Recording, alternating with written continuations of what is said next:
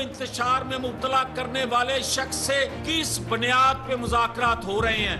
मुज़ाकरात के लिए हम तैयार हैं, इंतखाबात के लिए हम तैयार हैं, तहरीक के लिए हम तैयार हैं। चुनो क्या फैसला करना चाहते हैं। मुज़ाकरात नहीं होनी चाहिए। मैं खुद इस वक्त का दिया है। सीरियस है डायलॉग पे या ये ऊपर से कर रहे हैं? हम सिर्फ डायलॉग कर रहे हैं क्योंकि सुप्रीम कोर्ट ने हमें कहा है। अब सुप्रीम कोर्ट जाने वाले हैं कि हमारी असेंबलियां बहाल की क्यों किए जाए? भाई तुम, ये मुल्क तुम्हारे वालिद साहब का मुल्क है।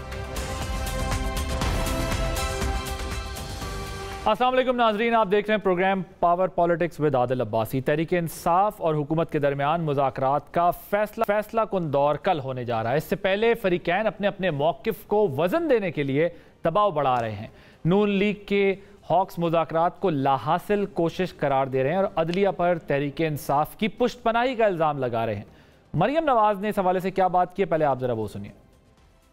2 रुपए की रोटी 25 रुपए की है, 20 रुपए की है, को किसको इल्जाम देना है? सिर्फ वो खान जिम्मेदार नहीं है, पूरा गैंग है जो जिम्मेदार है, पूरा टोला है जिसने पाकिस्तान को नोच नोच के खाया है। चाहे वो साकिब निसार हो, या वो जनरल फैज हो, या वो जस्टिस मुजाहिर अली नकवी हो, या वो इनका कोई भी आलाकार हो, जिसको उठा के आप देखेंगे वो शख्स पाकिस्तान का करप्ट तरीन फर्द निकलेगा जो इसके साथ शामिल है। जस्टिस खोसा था, आसिफ सईद खोसा, उसने देखा कि इमरान खान की तो हर चाल नाकाम हो रही। उसने इमरान खान को कहा कि इधर उधर मारे मारे क्या फिरते हो, मेरे पास लेकर आओ, मैं नवाज शरीफ को तुम्हारे रास्ते से कांटे की तरह हटाता हूँ। इनको इलेक्शन की जल्दी नहीं है, इनको ये जल्दी है कि इनके होते होते इलेक्शन हो जाए, वरना हमें इलेक्शन जिताने वाला कोई नहीं होगा। दूसरी तरफ इमरान खान ने लाहौर में रैली की क़यादत की और मुज़ाकरात की कामयाबी के लिए कड़ी शर्त रख दी। खान साहब ने क्या कहा, जरा वो भी सुनिए। 14 मई से पहले आपने असेंबली ना डिसॉल्व की, हम सुप्रीम कोर्ट के पास कहेंगे कि जी हमें पंजाब का इलेक्शन चाहिए और पख्तूनख्वा का इलेक्शन चाहिए, क्योंकि आइन कहता है कि 90 दिन में इलेक्शन होना है, ये हमारा हक है। सुप्रीम कोर्ट के चीफ जस्टिस और जजेस के खिलाफ गए, आइन तोड़ा, तो मैं आज यहाँ सबके सामने कहना चाहता हूँ कि उसके बाद तहरीक इंसाफ पाकिस्तान की सड़कों पर निकलेगी। अब ऐसे में ये सवाल खड़ा हो गया है कि मुज़ाकरात की कामयाबी के लिए सियासी फरीकैन कितने संजीदा हैं। इन मुज़ाकरात के दौरान कई दीगर वाक़यात भी हुए हैं। मसलन परवेज़ इलाही के घर पर एंटी करप्शन ने छापा मारा, जिसको अभी तक ना तो वफाकी और ना ही सूबाई हुकूमत ने ओन किया है। पार्टी के अंदर और इदारों के दरमियान बदएतमादी उरूज पर है। इसके अलावा साबिक चीफ जस्टिस साकिब निसार के बेटे की एक ऑडियो लीक भी सामने आई, जिसमें वो मुबैना तौर पर PTI के टिकट का सौदा कर रहे हैं। शाहिद खाकान अब्बासी साहब की अगर बात करें, उन्होंने भी मुफ्त आटा स्कीम पर 20 अरब रुपए की करप्शन का इल्ज़ाम लगाया है। अब ये मैक्रो सियासी जो प्लॉट है, इनमें जुज़ियात की क्या अहमियत है, ये जो भी चीज़ें बीच में हो रही हैं, चाहे वो ऑडियो लीक्स हों, चाहे ये स्टेटमेंट्स हों, इसकी क्या अहमियत है। और आज मरियम नवाज साहिबा ने जो है वो इमरान खान साहब को हेड ऑन लिया, इमरान खान साहब ने गवर्नमेंट को हेड ऑन लिया, और बॉडी लैंग्वेज से ऐसा लग रहा है जैसे दोनों फरीकैन कुछ बहुत ज़्यादा पुरुमीद नहीं हैं। अपनी राय का भी इज़हार करेंगे आज के प्रोग्राम में, लेकिन अपने मेहमानों का तारुफ करा दूं जिनकी राय लेनी है हमें, जो अपनी राय दें कि कल होने क्या जा रहा है। हमारे साथ मौजूद है मंसूर अली खान साहब, सीनियर सहाफ़ी हैं, तज्ज़ियाकार हैं, उस्मान डार साहब सीनियर रहनुमा पाकिस्तान तहरीक इंसाफ के, और फैसल करीम कुंडी साहब मुआविन खुसूसी हैं वज़ीर आज़म के, पाकिस्तान पीपल्स पार्टी से हमें फ़ोन लाइन पर ज्वाइन करेंगे।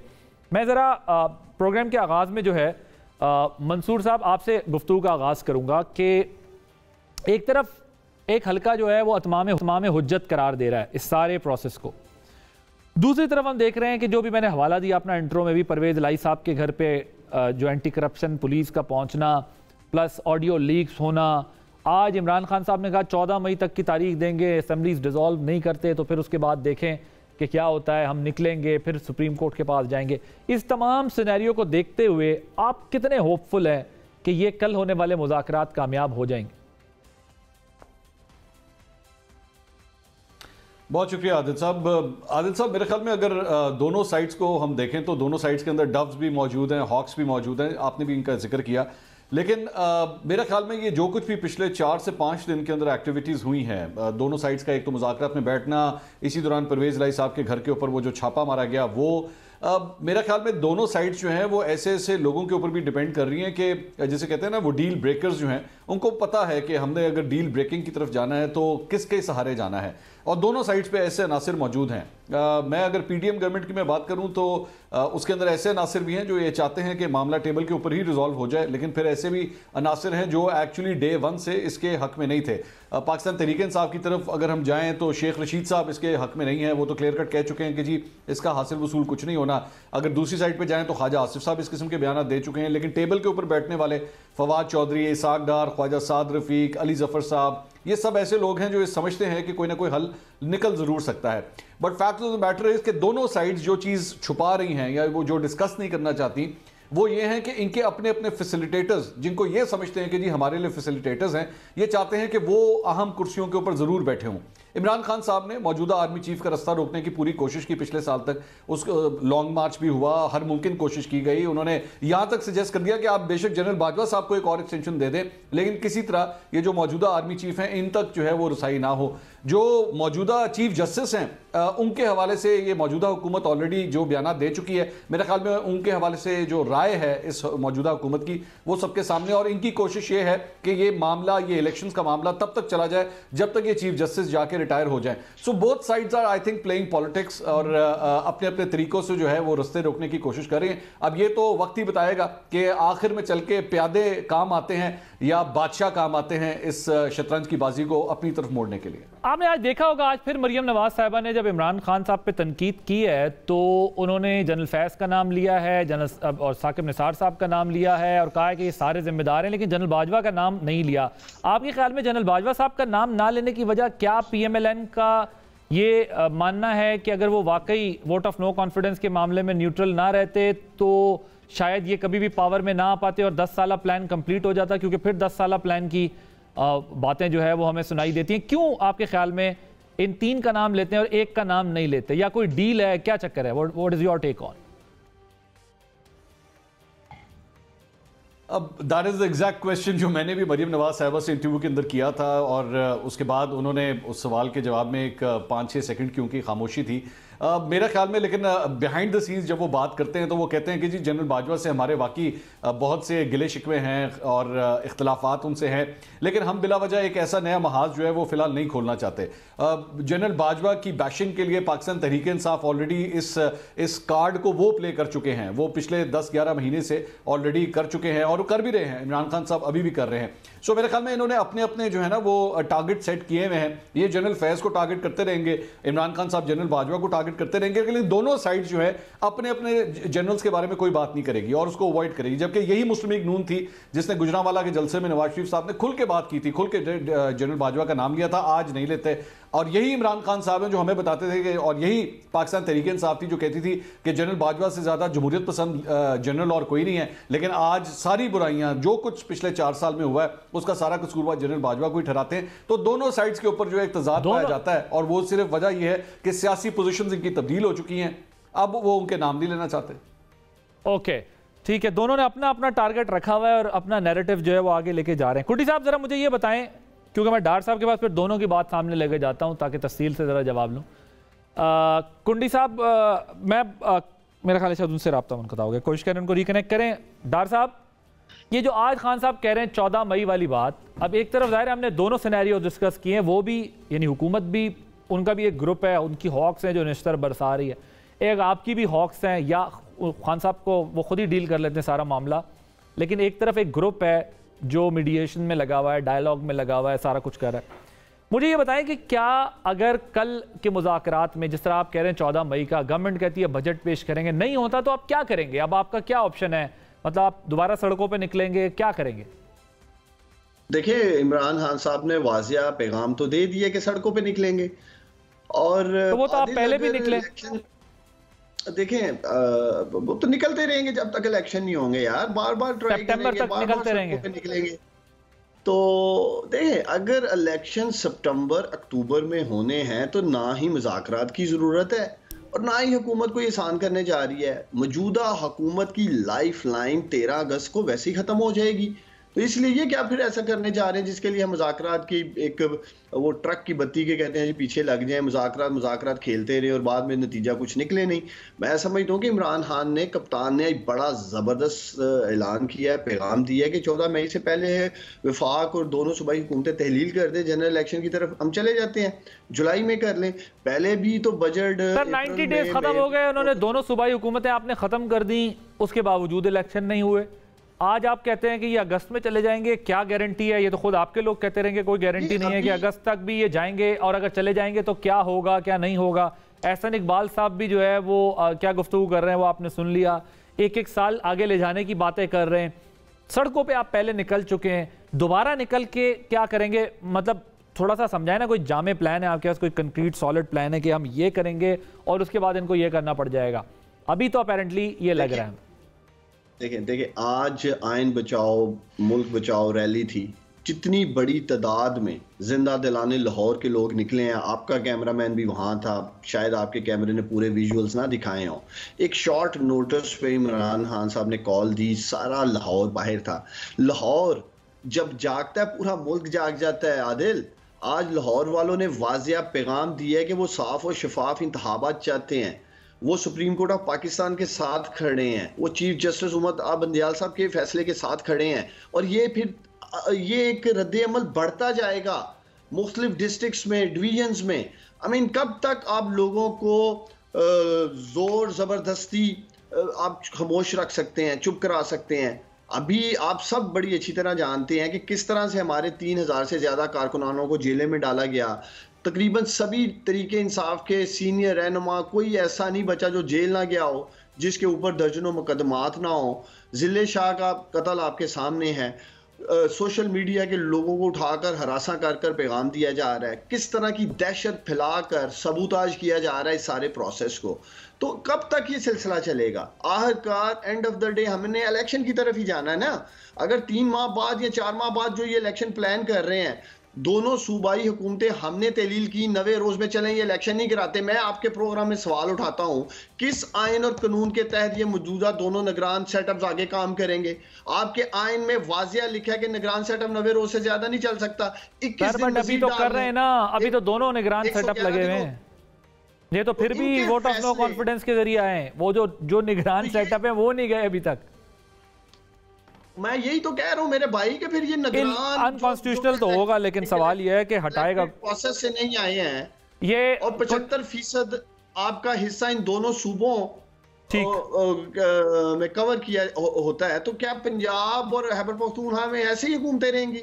ऐसे नॉन इलेक्टेड लोग फैसल कुंडी साहब करते रहेंगे जिसके पास तो मैंडेट नहीं है। फैसल कुंडी साहब, ये आज आपने खान साहब की गुफ्तगू सुनी होगी, वो कहते हैं 14 मई तक असम्बली तहलील करें, अगर असम्बलियां खत्म ना की तो उन्होंने कहा फिर तो हम ज़ाहिर अमेंडमेंट करके तैयार हैं, लेकिन अगर ख़त्म ना की तो फिर इस गलत फहमी में ना रहें कि हम इंतज़ार करेंगे, हम कोई बजट वाले आपके झांसे में नहीं आने वाले। तो इसका मतलब यह है कि कल के मुज़ाकरात के बाद सिर्फ ये फैसला नहीं होगा कि वो कामयाब या नाकाम हुए, खान साहब फिर सड़कों पर होंगे आपकी हुकूमत के खिलाफ। बिस्मिल्लाहिर्रहमानिर्रहीम। देखें, आपके आखिरी हिस्से से शुरू करूँगा। अगर खान साहब सड़क पे आना चाहते हैं तो किस तरह रोकें? बिल्कुल है, हर दफा इंशाल्लाह आना चाहते हैं तो लेट हो जाएगा, आज ही आ जाएगा। इस ये धमकियाँ ये चीज़ें नंबर हैं कि वो सड़क पे आना चाहते हैं, पहले भी कई दफ़ा सड़क पे आए और उन्हें पहले भी कई दफ़ा उनको भुगत हुई है। जो जहाँ तक मुज़ाकरात की बात है, कल मुज़ाकरात का जो है फिर दौर होने जा रहा है। हमारे भी जो नुमाइंदे हैं वो भी जाएंगे, ये लोग भी जाएंगे, लेकिन समझ मुझे नहीं आ रही कि इधर खान साहब कह रहे हैं जल्द से जल्द इलेक्शन कराएं, दूसरी तरफ कह रहे हैं कि मेरे MNAs को भी बहाल करें, मुझे लीडरों को मुख्य बनाएं, मेरी सूबाई फर्म भी बहाल करें, और दूसरी तरफ कह रहे हैं कि जी मैं इलेक्शन भी जो है वो आप जल्द जल्द कराएं। लेकिन मैं समझता हूँ कि इलेक्शन होने चाहिए, एक दिन में होने चाहिए और पूरे मुल्क में होने चाहिए। ये तो हमारा बिल्कुल एक पॉइंट ऑफ व्यू इस पर क्लियर है। और ये चीज़ें कहना कि धमकियाँ देना, ये चीज़ें करना, ये धमकियाँ किसी और को धमकियों में मानने वाले नहीं। अगर उन्हें सड़कों पे आना है तो वेलकम करते हैं, जब आना तारीख देते जल्द अज जल्द। सर, ये शाह महमूद कुरैशी साहब ने कहा है कि नून लीग की जो ख्वाहिशात हैं वो भी हम पुरोने को तैयार हैं, लेकिन तारीख जो है वो, जरा आपको सुनवाता हूँ, पहले जरा सुनिएगा। आपसे सुनना चाहूंगा कि हमारा जो प्रपोजल, जिसमें बहुत सी आपकी ख्वाहिशात को परो दिया गया है, मैं चाहूंगा कि उस पर हमें आप 2 टोक जवाब दें। अगर आप उसके साथ चलना चाहते हैं, साबिहा, अगर नहीं चलना चाहते तो आपकी मुश्किलात का हमें एहसास है। तो फिर अगर आप इत्तफाक पर नहीं आते तो मैं चीफ जस्टिस साहब की खिदमत में हाजिर होकर अदालत के अंदर ओपन कोर्ट में तहरीक इंसाफ का मतमा नजर, तहरीक इंसाफ की काविश और कोशिश कौम के सामने सुप्रीम कोर्ट में रख दूं और फिर फैसला आइन के मुताबिक होगा। डॉक्टर साहब जरा क्विकली बताइएगा क्या ख्वाहिशात पर हो रहे हैं आप लोग मुस्लिम लीग नून की, और कहां तक आप पहुंच गए? फवाद चौधरी साहब कह रहे हैं 70% चांस है कि कामयाब भी हो जाएंगे मुज़ाकरात। देखिए खैर मैं तो उस मुज़ाकराती टीम का हिस्सा नहीं हूँ, वो शाह कुरैशी साहब बेहतर बता सकते हैं कि मुज़ाकरात के दौरान उन्होंने कौन सी ऐसी ख्वाहिशात रखी हैं। लेकिन उन्होंने एक बात वाजिया, अभी आपने अच्छा किया उनका क्लिप ये अपने नाजरीन को सुनाया, और एक बात उन्होंने वाजिया कर दी है कि वो कल सुप्रीम कोर्ट जाएंगे और अगर मुज़ाकरात मायनी हेज नहीं है, इसमें से कोई नतीजा नहीं निकल सकता है, तो वो सुप्रीम कोर्ट के सामने रख देंगे कि मुज़ाकरात सुप्रीम कोर्ट के। लेकिन ये तमाम चीजें हो गई ना, फिर भी इलेक्शन नहीं हो पा रहे। प्रॉब्लम तो ये है ना कि इलेक्शन फिर भी नहीं हो पा रहे। एक ब्रेक लेते हैं, ब्रेक के बाद जब वापस आएंगे तो डिस्कशन को यहीं से कंटिन्यू करेंगे।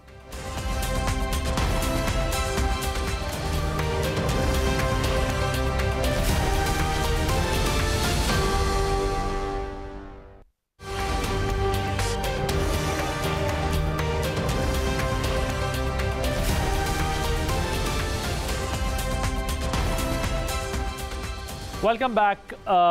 मंसूर साहब, आपके ख्याल में जो ये फवाद साहब कह रहे हैं 70% तवक्को का इजहार कर रहे हैं, ये क्या मामलात होंगे जिसके ऊपर आपको लगता है कि ये थोड़े से पुरुमीद है, लेकिन जो दूसरी साइड है वो नहीं है?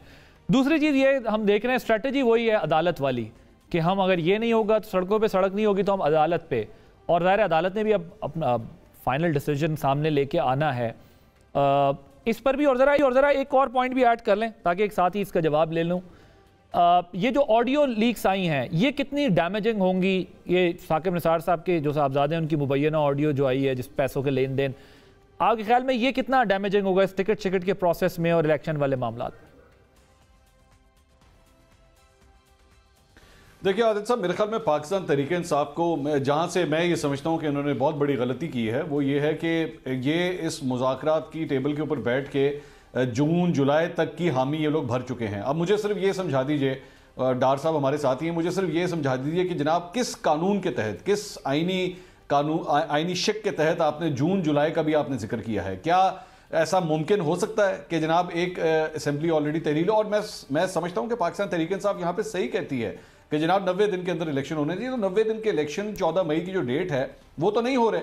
सर वो कहते हैं ना वन टाइम अमेंडमेंट कर लेंगे, हुकूमत को जो है वो ये लिवरेज देने के लिए तैयार, वो कहते हैं वन टाइम अमेंडमेंट कर लेंगे ना असेंबली में। क्यों करेंगे सर, क्यों करेंगे? आप जब ये लिवरेज एक्चुअली हुकूमत को देने के लिए तैयार हो जाते हैं तो मुल्क के वसी तर मफाद में कर रहे होंगे ना, वो भी फिर यही कहेगी कि जनाब आ जाए हमारे साथ टेबल के ऊपर बैठ जाए। क्या पता मुल्क के वसी तर मफाद में जो चीज गलत है वो गलत है। आप क्यों, किस बात की उनको लिवरेज दे रहे हैं? वो कोई वसीतर मफाद नहीं है, सब ये बात जानते हैं। इनकी कोशिश सिर्फ और सिर्फ ये है कि अगले इलेक्शंस जो हैं वो सितंबर से पहले होने चाहिए हर सूरत, और हम सब जानते हैं सितंबर के अंदर एक नई तैनाती होनी है जिससे पहले ये चाहते हैं कि इलेक्शंस हो जाने चाहिए। इमरान खान साहब जो हैं वो प्राइम मिनिस्टर की कुर्सी के ऊपर आके बैठ जाएं। सितंबर के बाद जो है इनको वहां पे काली अंधेरी रात नजर आती है, समझ नहीं आती कि वहां पे फिर डायरेक्शन जाएगी किस तरफ, सिर्फ इतनी सी बात है। और दूसरी साइड की कोशिश ये है कि कुछ भी हो जाए, इलेक्शन जो है वो सितंबर से पहले ना हो, सितंबर के बाद हमने जाना है। अब ये जो मिसाल के तौर पे बजट की बात करते हैं, बजट के बारे में ये कि जी जून के पहले 10 दिन के अंदर बजट आ जाना है, और बजट जो है सबसे बड़ी प्रॉब्लम दोनों साइड्स में ये फंसी हुई है कि निगरान हुकूमत बजट नहीं दे सकती, वफाकी हुकूमत ने ही बजट देने हैं जो इलेक्टेड गवर्नमेंट है। अच्छा, वो जब तक बजट नहीं देंगे उससे पहले असेंबली तहलील नहीं हो सकती। सो इसलिए मेरा ख्याल में Pakistan Tehreek Insaf has missed his trick.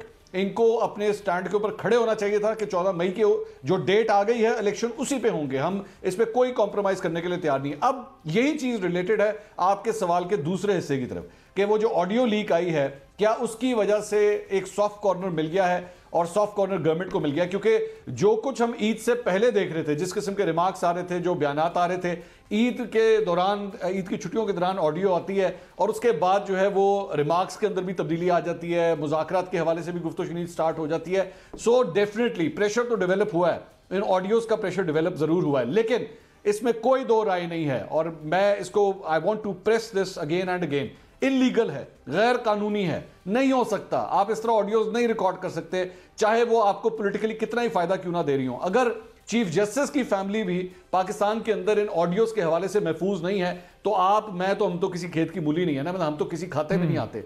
So I think Pakistan Tehreek Insaf को जो है वो इसके ऊपर एक ज्यादा स्ट्रॉन्ग स्टांस लेने की जरूरत है कि ये ऑडियोज गैर कानूनी तौर पे रिकॉर्ड हो रही हैं, ये बंद होना चाहिए सिलसिला। सियासी वाबस्तियां हर जगह होती हैं। चले मैं आपको अभी से एक आपको खबर दे देता हूं। मैं पहली दफा आपके प्रोग्राम में आया हूं। मेरी इत्तला के मुताबिक, जो मुझे अभी थोड़ी देर पहले, घंटा डेढ़ घंटा पहले मुझे खबर मिली है, एक बहुत बड़ी इसी तरह ही मतलब एक बहुत बड़े कानूनदान की फैमिली से रिलेटेड एक और ऑडियो जो है वो आने वाली है। ये मैं आपको अभी से बताता हूं, ये मुझे अभी थोड़ी देर पहले खबर मिली, जो कि मेरे लिए शॉकिंग है और अफसोसनाक है। कानूनदान लाहौर से वो जिस तरह अभी जो ऑडियोज आई हैं, जिस जगह से आई हैं, बस उसी से रिलेटेड है ये। नहीं वो तो मैं आपकी बात समझ गया, लेकिन लाहौर से है ना? जी लाहौर से। लाहौर, ठीक, बिल्कुल सही है।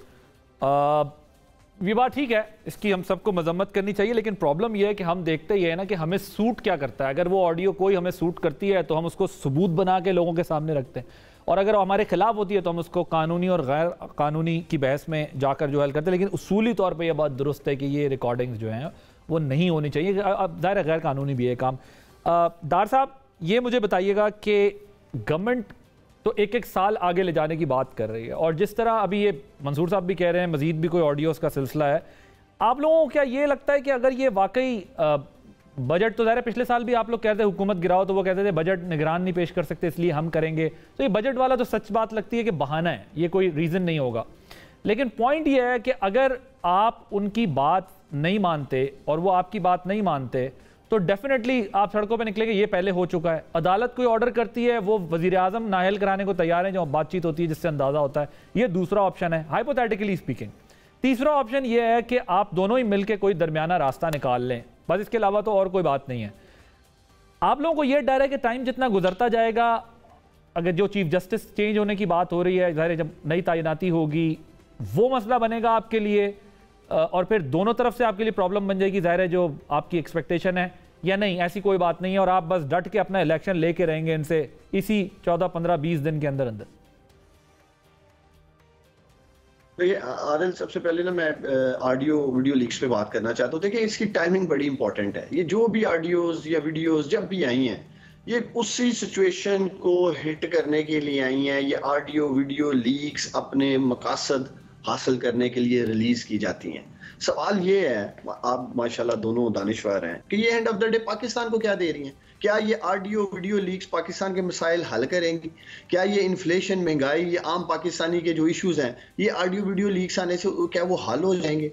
मेरा मकसद, जो लोग भी ये ऑडियो वीडियो लीक्स कर रहे हैं और जो जिसके ऊपर उसूली तौर पे तो आपकी बात ठीक है कि ये मुल्क की मईशत का भट्टा उठाने में कोई किरदार नहीं अदा करेंगी या उसकी बेहतरी में। लेकिन अभी जो बात मंसूर भी कर रहे हैं, मैं भी आपसे कर रहा हूँ, हम यही तो बात कर रहे हैं कि अगर आप पॉलिटिशियंस मिल के इस मुल्क के जो रियल इशूज़ हैं उनके ऊपर इत्तफाक करके वंस फॉर ऑल ये तय कर लें कि यार हम सियासत करेंगे, लेकिन इन इशूज़ पर हम सियासत नहीं करेंगे, इस पर हम सब एक हैं, खड़े हुए हैं, कि ये किसी की भी तस्लीम नहीं की जाएगी। ये तो नहीं हो सकता ना कि अगर शहबाज शरीफ साहब की बतौर वजीर आजम भी ऑडियो लीक हो तो उसको तस्लीम किया जाए कि यार ये देखो ये मतलब हमारे मंसूबे बंद कर रहे हैं, और आप अपोजिशन में भी हो तो आपकी उसको तस्लीम ना किया जाए। और इसी तरह आपकी भी बतौर वजीर आजम इमरान खान साहब की अगर वो ऑडियो लीक्स जो हैं उसको वो प्ले अप करें और आज वो बोलेंगे ठीक है, तो उसूल अपनाएं, तो फिर ऐसा अपनाएं ना, ये जब आप लोग चार्टर करते हैं उसमें ये भी लिखे कि यार ये चीज़ें हम जो है फ्यूचर की पॉलिटिक्स में नहीं इस्तेमाल करेंगे, और ये इसकी भरपूर मजम्मत करते हैं। देखिए मैं आपकी बात से इत्तेफाक करता हूँ। End of the day politicians नहीं बैठना है, पॉलिटिकल पार्टीज नहीं बैठना है, और इस मुल्क को लेकर पॉलिटिकल पार्टीज नहीं आगे जाना है। और इसीलिए मुज़ाकरात का भी आगाज़ किया गया है। हमारी तरफ से भी ये पैगाम दिया गया है कि हम संजीदा हैं, और हम उम्मीद कर रहे हैं हुकूमत की तरफ से भी यही पैगाम दिया जाएगा। लेकिन अगर आज आप अपने चैनल हम न्यूज़ का माइक लेकर या पाकिस्तान के किसी भी दानिश्वर को लेके बैठ जाएं, और पाकिस्तान इस वक्त जिस मुआशी तौर पर बंद गली में जा चुका है, हर शख्स आज आपको यही कह रहा है कि इसका वाहिद हल साफ और शफाफ इलेक्शंस हैं। आदिल, हर कोई ये कह रहा है, फिर क्यों नहीं इलेक्शन की तरफ जा रहे? क्यों आज ये डिबेट हम कर रहे हैं? मंसूर भी ये बात कर रहे थे, आप भी ये बात कर रहे हो कि सितंबर के बाद एक काली रात है, शायद इलेक्शन ही नहीं इस मुल्क में होंगे। अगर आप मुस्लिम लीग नून के दोस्तों को मिलें, आपको मिलते होंगे निजी महफिल्स में, वो तो कोई 2025 की बात करता है, कोई 2024 की बात करता है, लेकिन वो तो कहता है डॉक्टर साहब उसूली तौर पे मैं अभी,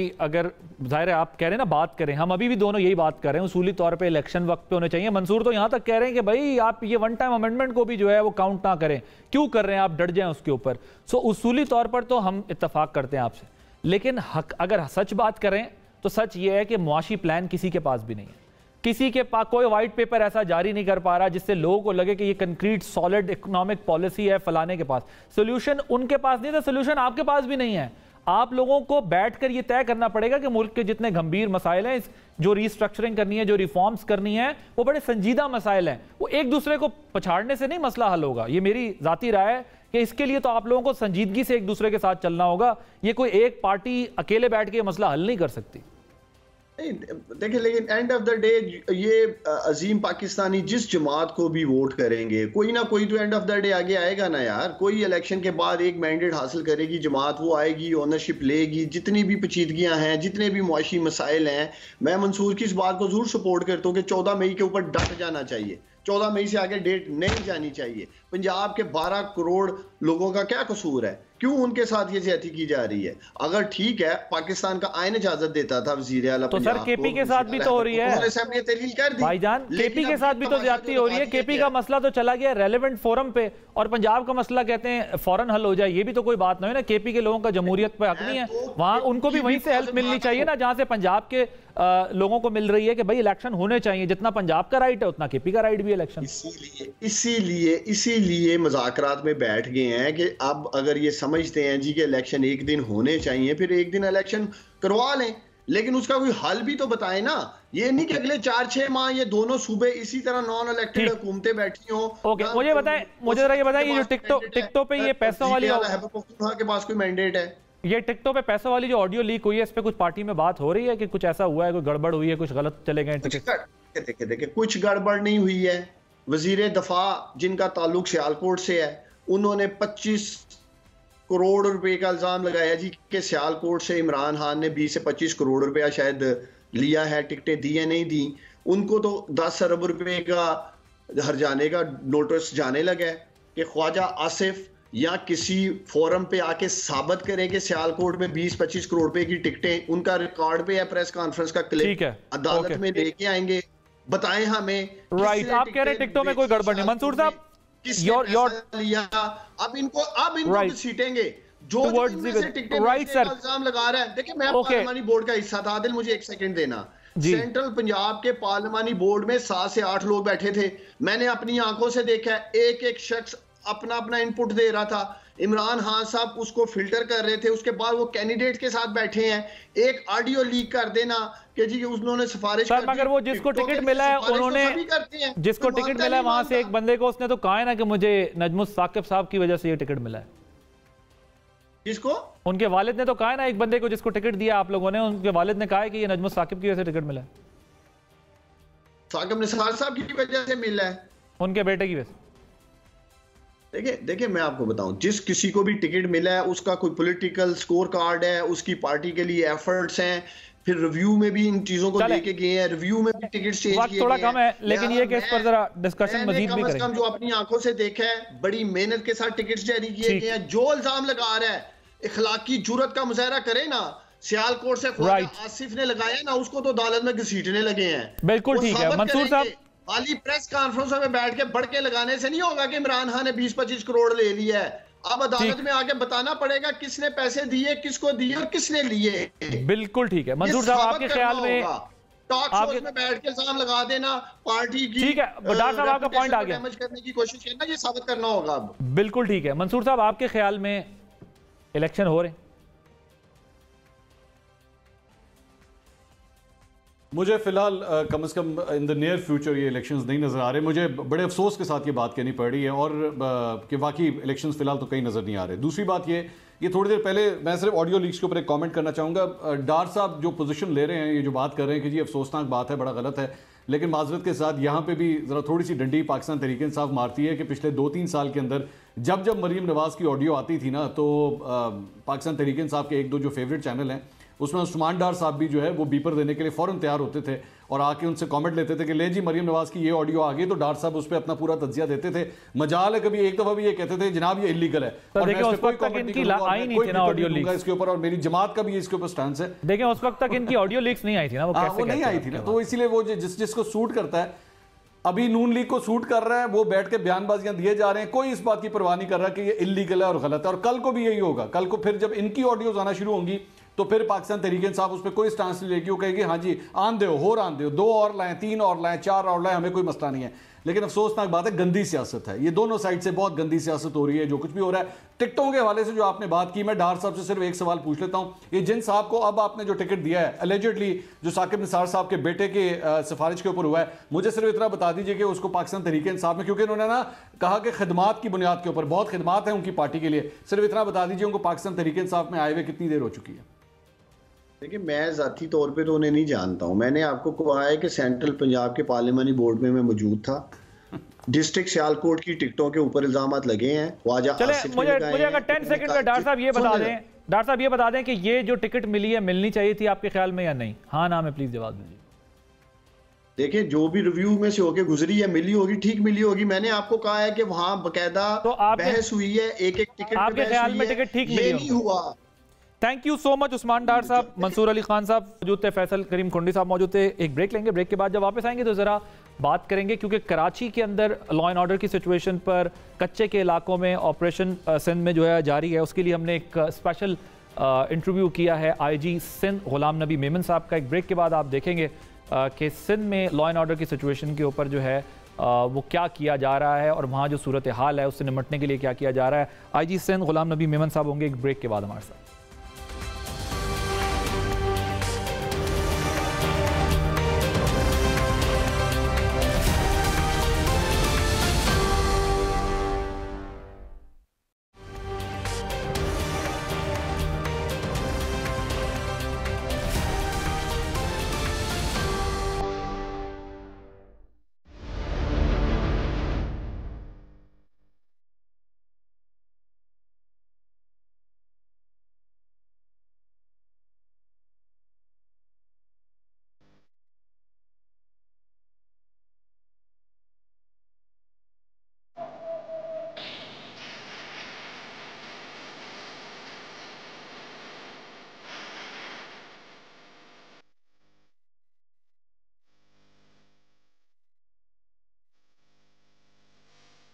जी वेलकम बैक। अब कुछ बात करेंगे सूबा सिंध की। सूबा सिंध के अंदर हम देखते हैं कि कराची के अंदर स्ट्रीट क्राइम्स की बहुत कंप्लेन होती है और कराची एक बड़ा शहर है, दुनिया में इस आबादी के मुल्क होते हैं जिस आबादी का ये शहर है और उसके बड़े पेचीदा किस्म के मसाइल हैं। कराची के अलावा अगर आप सूबा सिंध के कच्चे के इलाके की बात करें तो वहाँ पर भी जो है वो डाकुओं का आपको सुनने को मिलता है कि अगवा बराए तावान और दीगर वाक़यात के अंदर दिखाई देते हैं। तो एक एंड से सूबे के आखिरी एंड तक जो है वो आपको ऐसे पेचीदा मसाइल दिखते हैं जिनको आप कई दहाइयों से सुनते आ रहे हैं।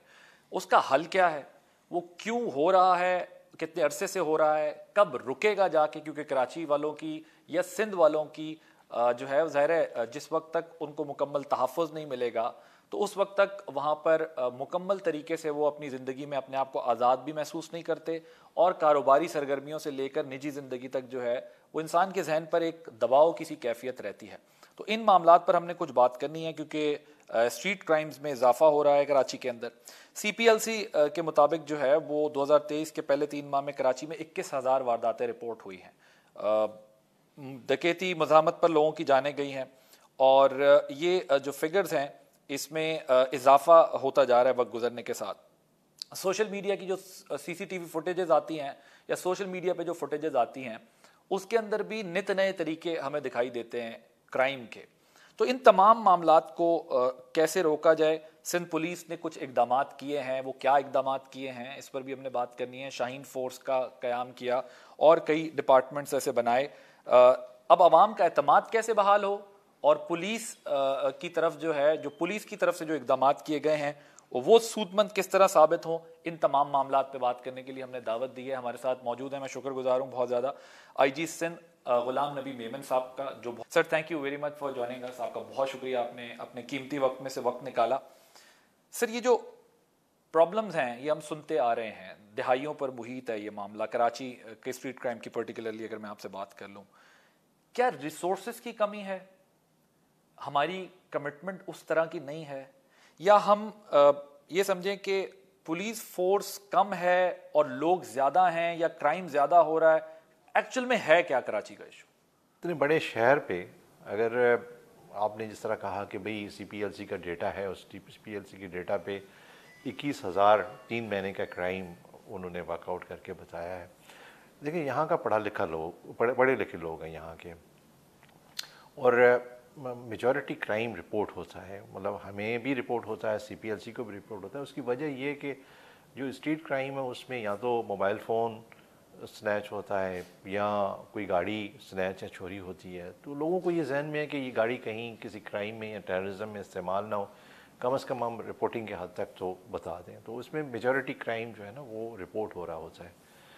कुछ ऐसे होते हैं जो रिपोर्ट नहीं होता, मतलब मैं कहूँ कि 100% रिपोर्टिंग है, लेकिन अगर इसको हम बेस बना दें कि भाई ये 7,000 का पर मंथ, जो आपने 21,000 बताया 3 महीने का, तो 7,000 पर मंथ बना, तो 7,000 का इसका मतलब ये कि आप अगर उसको ब्रेकअप में देखेंगे तो आपको इसमें 70% क्राइम मोटरसाइकिल चोरी का नज़र आएगा। तो इसका मतलब ये हुआ कि कोई अराउंड 5,000 के करीब आपको मोटरसाइकिल चोरी नज़र आएगी, 4,500 5,000, और रिमेनिंग बाकी जो 2,500 है वो आपको rest of mobile phone snatching हो गई, या मोटरसाइकिल स्नैचिंग हो गई, या 4 व्हील स्नैचिंग या चोरी हो गई, तो ये आपको क्राइम नज़र आएगा। तो अगर हम इसको भी मिसाल हम बेस बनाएं कि भाई मोटरसाइकिल चोरी को भी इसमें शामिल करते हैं और 7,000 पर मंथ की बात करते हैं, तो कराची में 108 थाने हैं और 7,000 का मतलब ये कि पर डे के हिसाब से ये कोई 200 सवा 200 केसेस पर डे के हिसाब से, और 108 थानों का मतलब ये कि पर डे 2 क्राइम मतलब हो रहा है यहाँ पे, जिसमें 70% मोटरसाइकिल चोरी का है। आप बता रहे हैं जो नंबर हम देखते हैं उसमें मेजॉरिटी जो रिपोर्ट होते हैं वो मोटरसाइकिल चोरी के केसेस, लेकिन इसमें प्रॉब्लम ये आया हुआ है कि जो वायलेंस आई है स्ट्रीट क्राइम में, मोबाइल फ़ोन स्नैचिंग या कैश स्नैचिंग के दौरान, जिसमें जो अभी हमने डेटा बनाया उसमें 25 persons they were killed in while robbery, ये this is something very alarming. मैं समझता हूँ कि इन चीज़ों इन केसेस को ऑन प्रायोरिटी रखना चाहिए। अमूमन एक कंप्लेंट सुनने को मिलती है कि लोग कहते हैं कि जब हम जाते हैं तो रोजनामचे में या कच्चा FIR या कच्चा पर्चा काट दिया जाता है और FIR नहीं काटी जाती। उसकी क्या रीज़न है? बिकॉज उससे लोगों के जहन में ये चीज़ जाती है कि हमारे केस को संजीदा नहीं लिया जाता। ये बिल्कुल एक्सेप्टेबल नहीं है, और मैं समझता हूँ कि जो पुलिस ऑफिसर इस तरह की एक्टिविटी करता है जिसमें कंप्लेनेंट राज़ी है FIR करने के लिए और पुलिस ऑफिसर या SHO उसकी FIR नहीं कर रहा, तो हमारा पुलिस रूल बड़ा वाज़े इसमें उसका डायरेक्शन है कि इस तरह की सूरत हाल में, जिसको बकिंग ऑफ क्राइम कहते हैं, मिनिमम पनिशमेंट जो है ना डिसमिसल है।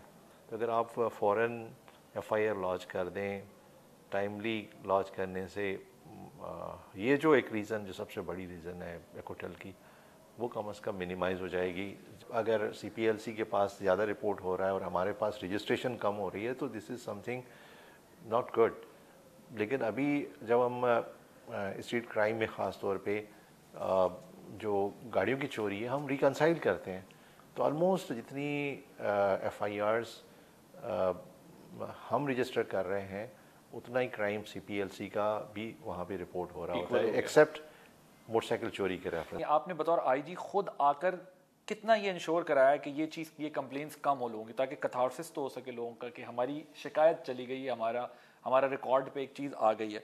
दूसरा में एक और वाक़या कराची का गुलशन इकबाल थाने के कुर्बो जवार का जो मैंने सुना देखा, उसमें कहते हैं कि एक ही शॉप पे कोई तकरीबन मुतादिद बार मुख्तलिफ औकात में आकर टी शॉप पे उन्होंने आकर छीना झपटी की है चोरों ने। सो वो वीडियो वायरल हुई, उसके बाद एक्शन हुआ।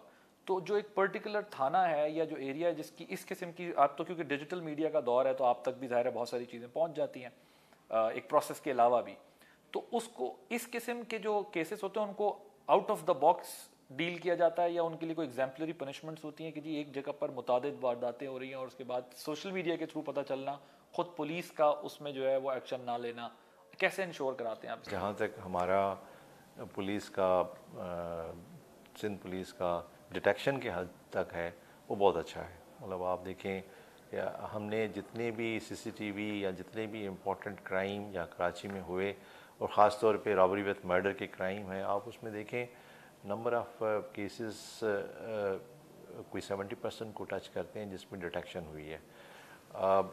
जितने भी यहाँ पे लास्ट कोई 2 महीने में 3 टारगेट किलिंग्स हुई, तीनों के तीनों डिटेक्ट हुए।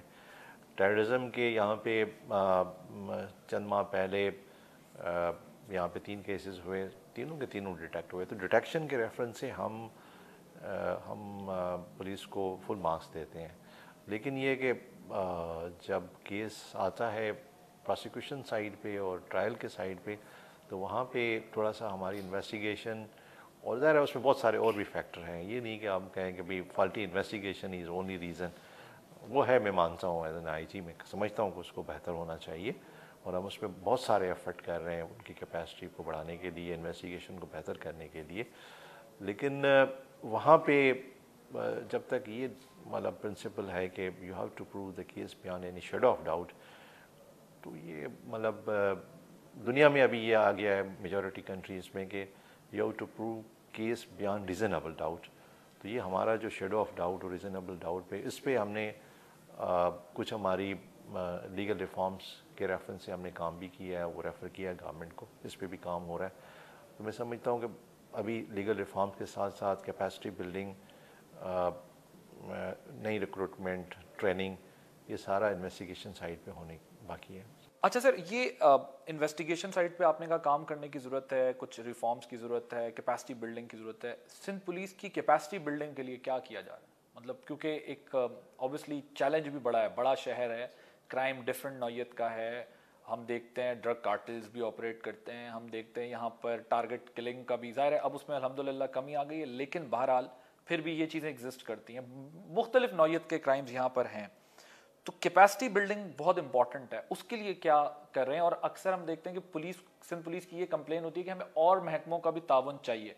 वो कौन से महकमे हैं जो आपके साथ ताउन नहीं करते? देखिए, पुलिस के ना बहुत सारे डिपार्टमेंट्स हैं, उसमें हम हर डिपार्टमेंट का उसकी कैपेसिटी बिल्डिंग कर रहे होते हैं, जिसमें अभी सबसे इम्पोर्टेंट टेररिज्म के रेफरेंस से CTD है। और CTD को हमने गवर्नमेंट ने, अभी सिंध गवर्नमेंट ने पैकेज दिया है, उसमें उनके ह्यूमन रिसोर्स को, उनके सॉफ्टवेयर्स को, अभी 1 बिलियन के सिर्फ हम सॉफ्टवेयर्स दे रहे हैं, जिससे इनकी टेक्नोलॉजी जो है ना बहुत ज़्यादा अपग्रेड हो जाएगी। फिर इनके रीजनल कम्प्लेक्सेस बन रहे हैं, फिर इनकी बहुत सारे वेपन एंड इक्विपमेंट जो है ना वो हम परचेज़ कर रहे हैं, फिर इनको हम लेटेस्ट बुलेट प्रूफ गाड़ियाँ परचेज़ करके दे रहे हैं। तो ये बहुत बड़ा एक पैकेज जो हमारे काउंटर टेररिज्म डिपार्टमेंट को मिल रहा है। इसी तरह से हमारा एक रैपिड रिस्पांस फोर्स है, 1500 बंदों का यूनिट है, इसको हम एक्सपेंड करने जा रहे हैं। मतलब ये कि ये अभी 1500 से 3500 हो जाएगा और इनकी बहुत ज़बरदस्त ट्रेनिंग होती है और ये ख़ास तौर पे एंटी डिकोइटी में यूज़ होते हैं। अभी जो कच्चे में हमारा ऑपरेशन है उसमें ये फोर्स यूज़ हो रही है और ये मज़ीद जब बंदे ऑन ग्राउंड होंगे तो नेचुरली वहाँ पे हमें बहुत ज़्यादा सपोर्ट होगी। और ये ऐसे पुलिस ऑफिसर हैं जिनको रिस्क अलाउंस मिलता है और उनकी तनख्वाह ऑलमोस्ट डबल है देन ऑर्डिनरी पुलिस ऑफिसर। फिर हमारा एक अभी यहाँ पे जितना भी लॉ एंड ऑर्डर के रेफरेंस से क्राउड को मैनेज करने के लिए कोई ऐसा यूनिट नहीं है जो प्रोफेशनली ट्रेंड हो। तो इसको क्राउड मैनेजमेंट यूनिट गवर्नमेंट से सेंक्शन कराई है और गवर्नमेंट ने उसकी 3000 पुलिस ऑफिसर्स की सेंक्शन दी है। सर, आपने ये कच्चे के इलाके का जिक्र किया है, ये आपने 2 अरब 80 करोड़ रुपए सिंध पुलिस ने डिमांड किए थे कि अगर यहाँ पर हमने ऑपरेशन करना है तो जदीद आलात की आपको ख़रीदारी करनी है। ये आप जो बात कर रहे हैं ये उन्हीं की बात कर रहे हैं या ये फंड्स इससे हट के? और हम क्यों बार बार ये देखते हैं, हम 90s से सुन रहे हैं कच्चे के इलाके में ऑपरेशन हो रहा है, फिर ये आ जाते हैं, फिर होता है, फिर आ जाते हैं। मुकम्मल इसका खात्मा क्यों नहीं हो रहा और इन्हें पुष्ट पनाही किसकी हासिल है? देखिए, एक तो फंड्स के रेफरेंस से जो आपने सवाल पूछा, जो कच्चे के ऑपरेशन के रेफरेंस से उनकी इक्विपमेंट और वेपन और सर्वेलेंस सिस्टम हम बाय कर रहे हैं, ये फंड्स 2.8 बिलियन ये उसके लिए, ये अलग चीज़ है। नेशनल सिक्योरिटी कमेटी ने कहा कि ऑपरेशन करें और उसके बाद हाँ बिल्कुल, ये उसी के लिए जिसमें सिंध कैबिनेट ने उसको अप्रूव भी कर दी है। इसके दो कंपोनेंट हैं। एक वो कंपोनेंट जिसके लिए हमें परमिशन नहीं चाहिए, हम मार्केट से जाके ख़रीद सकते हैं, वो मतलब आधे से ज़्यादा हैं, इंशाल्लाह जल्दी मिल जाएंगे। और नेचुरली जब ये मिलेंगे तो इससे हमारी काफ़ी उस पुलिस की जो कच्चे में ऑपरेट कर रही है उनकी कैपेसिटी बढ़ जाएगी। सेकेंडली, जो कंपोनेंट जिसके लिए परमिशन की ज़रूरत है वो होम डिपार्टमेंट सिंध ने फील्ड गवर्नमेंट को लिखा है और उस पर नेचुरली जो भी फोरम है वो बात करेगा और जो भी डिसीजन होगा उसी हिसाब से होगा। तो उसमें अब तक डिले क्यों है? क्योंकि हालात तो कच्चे के इलाके में हम आए रहे, क्योंकि पंजाब के भी, साउथ पंजाब में हम देखते हैं उधर भी ये ऑपरेशन ऑर्डर हुए, इधर से सिंध से भी जो है हुए, इसमें डिले क्यों है? क्योंकि ये मसला तो बड़ा संगीन है। अगर ना कोई वहाँ पे जाके इस एरिया को स्टडी करे और जाके विज़िट करके उसकी पूरी असेसमेंट, फैक्चुअल असेसमेंट ले, तो पुलिस अभी वहाँ पे बहुत अच्छा काम कर रही है। नेचुरली उसमें बहुत सारे इश्यूज़ भी हैं, हम पे अटैक भी होते हैं, उसमें हमारे पुलिस ऑफिसर्स की शहादतें भी हुई हैं, लेकिन हम नहीं चाहते कि भाई कोई ऐसा टेम्पररी अरेंजमेंट करें जिस तरह से मतलब चलता आया है। हम चाहते हैं कि कोई ऐसा परमानेंट सल्यूशन बनाए जिससे इस एरिया में परमानेंट पीस आए। मुझे ज़रा ये बताइएगा कि ये रीमर्ज क्यों बार बार करते हैं और इनको किसकी पुष्ट पनाही हासिल? नहीं, रीमर्ज नहीं, यहाँ पे अभी ये छोटा सा पॉकेट है जहाँ पे ये इशू है। जब आप मतलब इस एफर्ट पे अंदर जा रहे हैं, चैलेंज कर रहे हैं, उनके डाकुओं को जब चैलेंज कर रहे हैं और उनके लोग पकड़े जा रहे हैं या मारे जा रहे हैं, अभी सिर्फ पिछले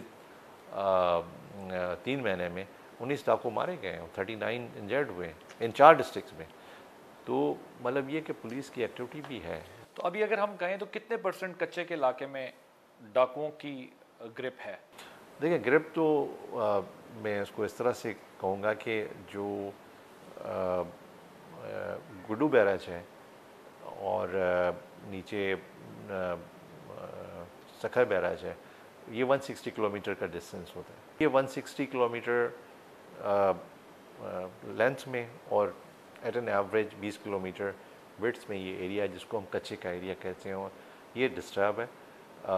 इसमें भी बहुत सारा एरिया जो कश्मीर का और शिकारपुर डिस्ट्रिक्ट का वो वहाँ पे इस तरह का इशू नहीं है, लेकिन चंद पुलिस स्टेशंस हैं जिसमें ये इशू है, जहाँ पे हम रेजिस्टेंस अभी फेस कर रहे हैं। और आपको लगता है कि ये जो फंड्स पुलिस ने डिमांड किए हैं या जो इस वक्त नेशनल सिक्योरिटी में फैसला हुआ और सिंध पुलिस अब एक्शन कर रही है, सो ये आने वाले दिनों में एक लंबे अरसे के लिए मसला हल हो जाए? लेकिन इसमें हमारी जो स्ट्रेटजी है ना, हम चाहते हैं कि हम बंद पे परमानेंट पिकेट्स बनाएं और वो बन रही हैं और काफ़ी मतलब इसमें घोटकी में तो मेजॉरिटी पिकेट्स बन गई हैं और बड़ा जो है ना स्ट्रॉन्ग स्ट्रक्चर हम बना रहे हैं कि अगर कोई हमें चैलेंज करे तो कम से कम हार्डनिंग ऑफ टारगेट हो और वो इफेक्टिव रिस्पांस हो हमारे पुलिस की तरफ से। परमानेंट डिप्लॉयमेंट हो जाए वहाँ पर पुलिस की थ्रू दीस चेक पोस्ट। हम चेक पोस्ट बना रहे हैं, एडवांस कैंप्स बना रहे हैं और फिर इंटेलिजेंस बेस्ड ऑपरेशन कर रहे हैं। तो उससे ये है कि डाकू काफ़ी डिस्टर्ब हैं और डिस्टर्बेंस की वजह से वो हम पे अटैक भी कर रहे हैं। तो ये एक ऐसा काम है जो पुलिस को बड़ा इंटेलिजेंटली करना चाहिए और अभी over the many years police भी वहाँ की जंगल की टैक्टिक्स सीख गई है। पहले हम अपने ट्रेनिंग में जंगल वारफेयर को नहीं प्रायोरिटाइज़ करते थे, अभी हमने उसको कर दिया है। हम उन ऑफिसर्स को जो डिप्लॉय कर रहे हैं उनको कच्चे के एरिया में उनको प्रॉपर वो टैक्टिक्स सिखा रहे हैं। हम कोशिश कर रहे हैं कि उनको बेहतर से बेहतर वेपन दें, जो हमारे एंड पे पहले पड़े हुए हैं हम उनको यूज़ कर रहे हैं।